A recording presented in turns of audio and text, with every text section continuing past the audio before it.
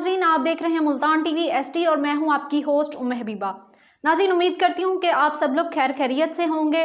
नाजरीन, कुछ दिनों से सोशल मीडिया पर एक ट्रेंड चल रहा है कि ISI किल्ड करीमा बलोच, रॉ किल्ड करीमा बलोच। आखिर ये करीमा बलोच है कौन, कहां से आई है और इसका पाकिस्तान से क्या ताल्लुक है, और ये पाकिस्तान में इतनी एक्टिविस्ट ऑर्गेनाइजेशन में क्यों इतनी इन है, इन सब की वजूहात आपको वीडियो में चल के बताती हूँ। सोशल मीडिया पर एक ट्रेंड चल रहा है कि ISI किल्ड करीमा बलोच, रॉ किल्ड करीमा बलोच। इसके काफ़ी सारे सबूत सामने आ रहे हैं कि इसको ISI ने नहीं बल्कि रॉ ने मरवाया था।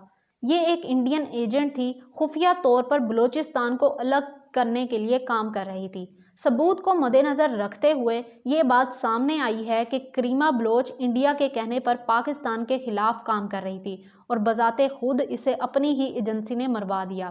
पर्शियन टाइम्स अखबार ने एक खबर छापी। वो खबर ये है कि ISI और रॉ netizen debate who killed Pakistani human rights activist Karima Baloch in Canada.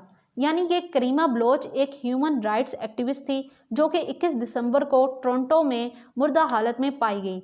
तफसीलात सामने के आने के बाद ये पता चला कि ये बलूचिस्तान की अलहदगी के लिए काम कर रही थी। फिर शक पैदा हुआ कि ये अगर बलूचिस्तान के लिए काम कर रही थी तो ये हो सकता है कि इसे पाकिस्तान इंटेलिजेंस ने मरवा दिया हो। इनके ट्विटर की बायो के मुताबिक ये बलोच स्टूडेंट ऑर्गेनाइजेशन की साबिक चेयरमैन थी और नेशनल फ्रंट की भी साबिक चेयरमैन थी। और 2016 में BBC ने 100 बाअसर खवातीन की फहरिस्त जारी की थी जिसमें करीमा बलोच का नाम भी शामिल था।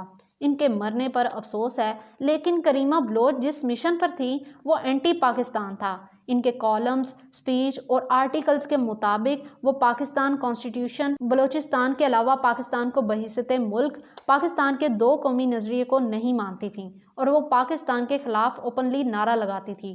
2016 से लेकर 2020 तक पाकिस्तान के खिलाफ बोलती रही और फिर 21 दिसंबर को मुर्दा हालत में पाई गई। जब ये मुर्दा हालत में पाई गई, इंडिया ने पाक फौज ISI के खिलाफ प्रोपोगेशन शुरू कर दी कि ये पाकिस्तान इंटेलिजेंस ने मरवाई है।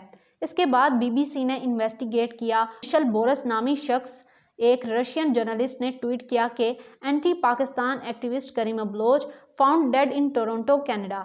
Raw is killing their assets after UAE disinfo report which exposes Indian states faucet terrorism. She was playing in the hand of Raw. Now she had exposed, so Raw is cleaning its mess. नाजरीन, इस tweet को बयान करने से पहले आपको बताती चलूं कि इस जर्नलिस्ट के ट्वीट में डिसइंफो रिपोर्ट का मतलब क्या है।